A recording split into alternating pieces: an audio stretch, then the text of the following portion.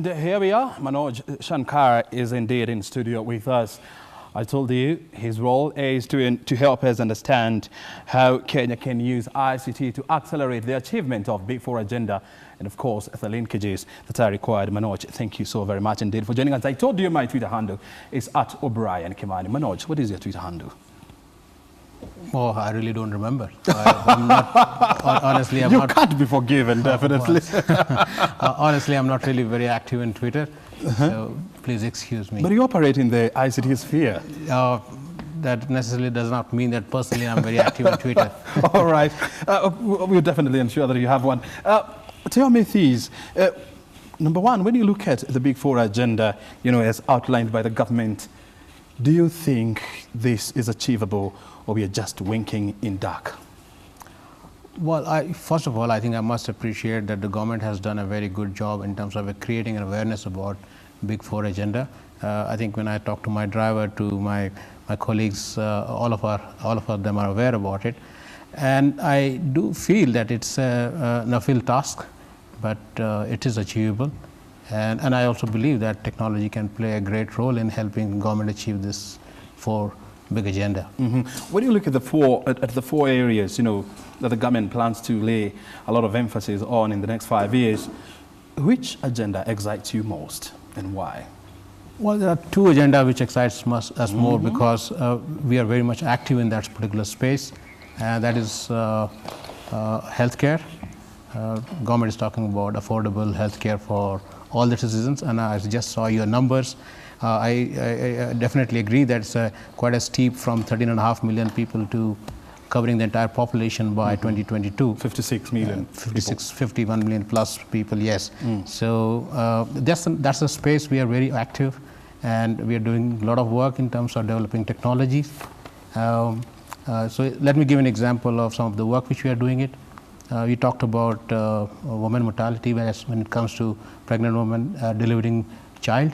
And what we have done is that we have developed a very simple technology where every pregnant woman is tracked during the tenure of their pregnancy, and they are 3 trimesters. That's right.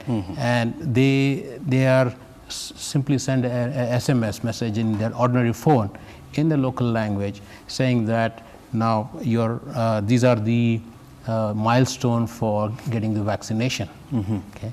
And the same data is shared with the local healthcare agency, the hospitals, and it's a consistent approach in terms of reminding them and making sure that they go to the nearest healthcare center and get the vaccination. So it's a simple use of technology, using mobile networks and using the database of these pregnant women, and using the database effectively in terms of doing diagnostics and analysis. So this is one of the examples what we are doing. There are a couple of other very interesting technology that is available today in the market, which I believe Kenya can be a leader in adapting this kind of technology. One of them is telemedicine. So we are all aware about Kenya is having a constraint in terms of having enough healthcare workers. And however we talk about technology, technology is also important to have enough number of healthcare workers, especially doctors and clinics. And you're talking about telemedicine, and of course when you go through the agenda on health, that is one of the strategies that the government plans to employ to ensure that there is proper healthcare services in this country. And we know for sure you're from India, and India, when it's come to the medical service, I mean, it's leading in very many fronts, especially in the area of telemedicine. What lessons do you think we would learn from India? Well, I think India is doing some good jobs in telemedicine. There are pockets of success across. India is a huge country, and there are some of the states have done extremely well in terms of adapting technology. So telemedicine, diagnostics plays such a big role in telemedicine, and having remote diagnostic centers is one area where India has done well in some of the states, and using technology and also you doing some of the basic work using networks, the mobile networks that is available, doing even some basic surgery today is possible to do using telemedicine. So those are some of the areas India has done well, and I guess that Kenya also can follow and probably even overtake India, because Kenya is much smaller in size and has got less complexity than a country like India.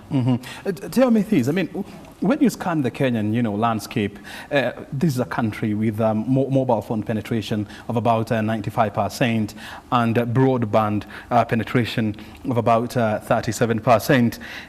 Do you think the area of telemedicine is workable in this country?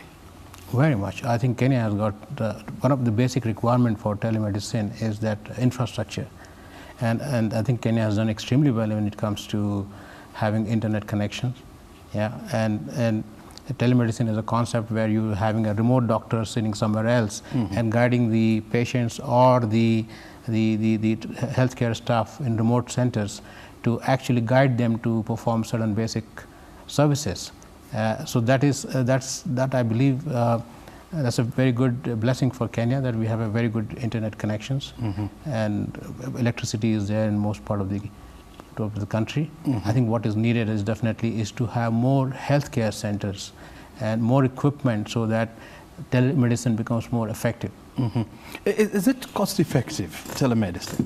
It is cost effective because this has also addressed the issue of lack of resources, because you can have a centralized infrastructure where you have doctors, you have your equipment, you have many other resources, and use the remote center to guide them and sort of provide the basic services at least before in complicated cases you can bring them to the nearest regional hubs or the major hubs. So with telemedicine, I mean, as a country, we do not have to import doctors or health services workers from Trinidad and Tobago. Well, you know what, I really can't make a big comment on here, because people do need care when it comes to their health. And if the country lacks those resources, I think some of the measures which government has taken, I feel, is the right step, and probably use those skills that is coming from outside to build more skills, like the way we do in technology. I think it's good to sort of have that kind of an approach, because ultimately we have a very good education system. I think we should produce more healthcare workers in coming months and years. And when you go through one of the big four agenda on manufacturing, the plan is, especially in ICT, to come up with incentives that will help or that will make Kenya a BPO hub in Africa.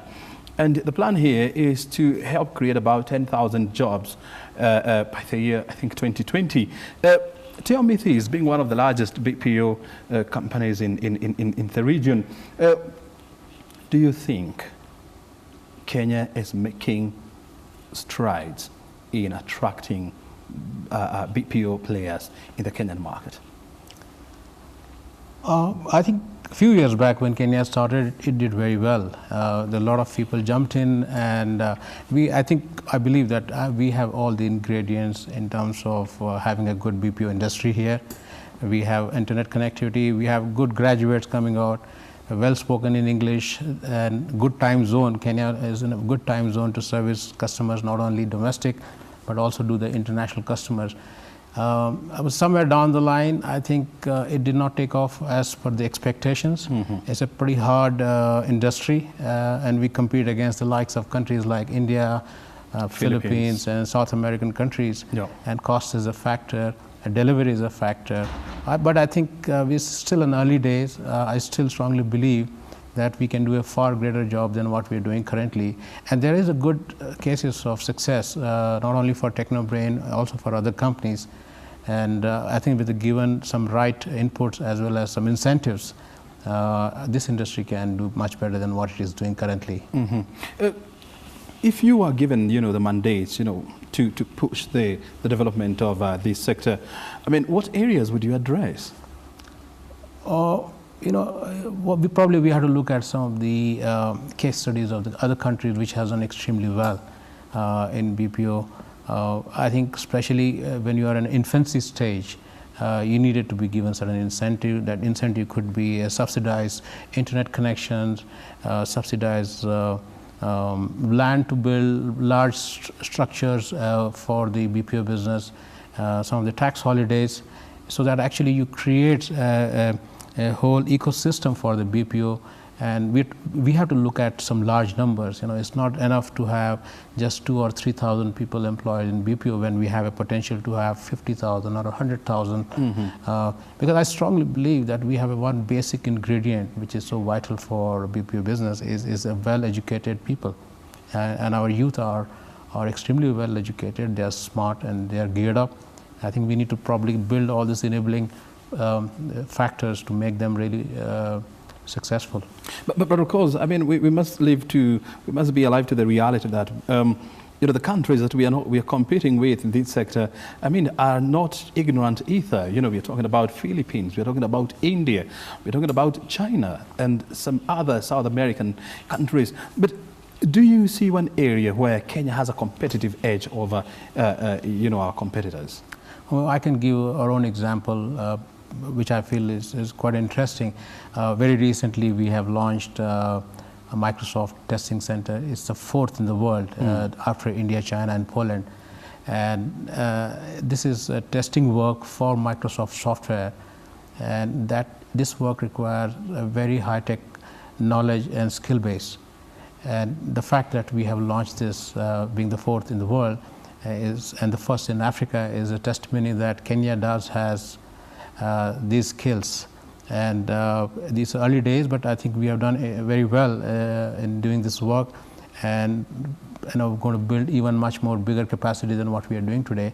And in fact, I envisage that in next 3 years' time, we're talking about creating at least 1,000 jobs, high-tech testing software jobs here in Kenya.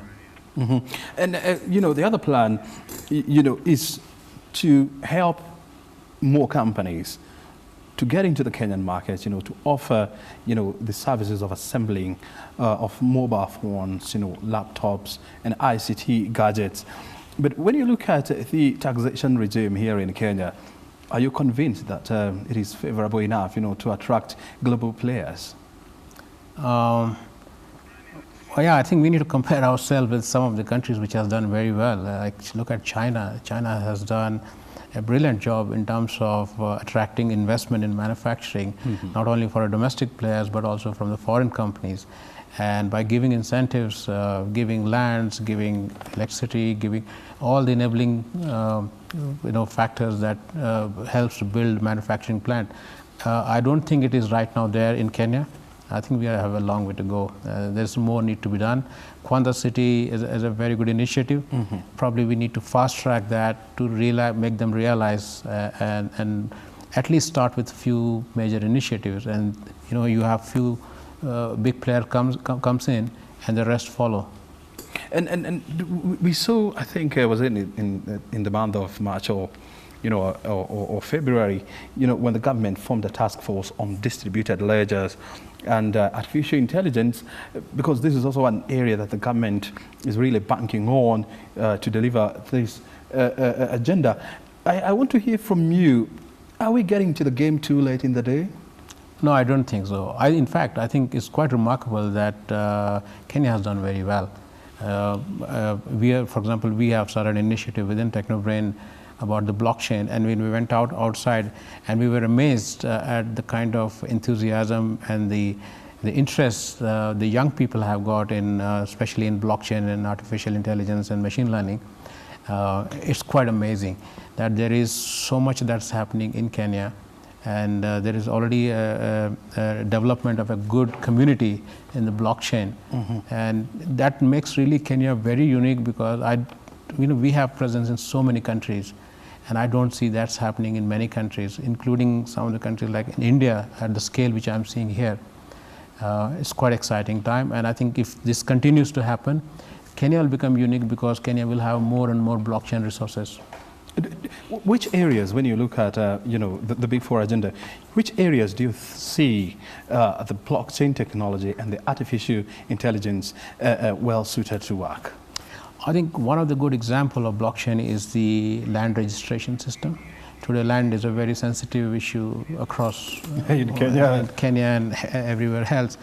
And why it is sensitive issue is because the lack of transparency, lack of record keeping, and in the confidence. So if, let's say, for example, if you have the land records, and imagine if the land records are all digitized and they're all put in a blockchain, it means that you can't tamper it, and you give access, you give a universal access to your citizens.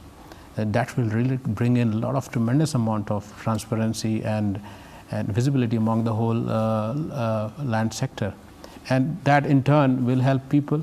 I think housing is one of the big agenda for the government, and there are a lot of people in this country who needs housing.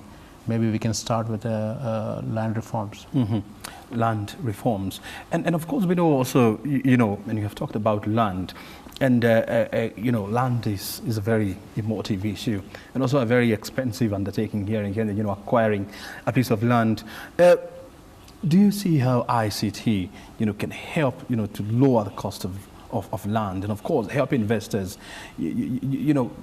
getting to know where I can access, land at this cost, and of course where I can set up for example, maybe my base? Yeah, there are two components to the land and the housing. One is the infrastructure part of it, and ICT always plays an enabler role. From the infrastructure part, I think we need to look at some of the technology that's available, the low-cost housing, using simple technology like IoT, Internet of Things for common people, so they can use meager resources like electricity and water to the minimum, so that they can afford it. And also we have to look at some of the example of countries which has done very well in terms of building low-cost housing using smart technology. So smart technology not necessarily is meant for rich people. I think it's been proven that these technologies are also available for the middle class or lower middle class. And finally, because we have to wind up, tell me, when you look at the Big Four agenda, what else do you think needs to be done? So one of the area is the agriculture. I think if you look at the continent, in Kenya also, the most of the population is made of agriculture. And that is an area where there is a huge work that needs to be done. And we are talking about under the Big Four agenda to, let's say, for example, increase the maize production from currently, I think around 20 million or 40 million to 65 million by 2022. And I feel technology plays a huge role. And I can give an example of some of the initiative we are doing it along with Microsoft for the digital agriculture platform. Yeah. Where, take example, where a farmer gets a simple SMS text message to exactly tell which seed and what time and when to sort of sow the seed. These experiments have done in other states, and it's been proven that farmers are able to increase their production by 30% by a simple use of technology like this. And that's what we are trying to bring in here in Kenya, in the rest of the continent. It's a very big initiative with Microsoft, and I feel that's going to benefit the continent tremendously. Very well. Manoj, thank you so much indeed for your time and for your company and insight as well. It's a pleasure to have you. Thank you very much. Thank you, Brian. Manoj Shanker is the CEO of Tecno, joining us here to help us piece together the benefits of ICT, of course, in the delivery of the Big Four agenda. This is Business Insight. We are coming to you live from Broadcasting House here in Nairobi. We are taking a short break, and thereafter we'll be back with more information on why Chase Bank customers should now be smiling to their accounts. Stay right here.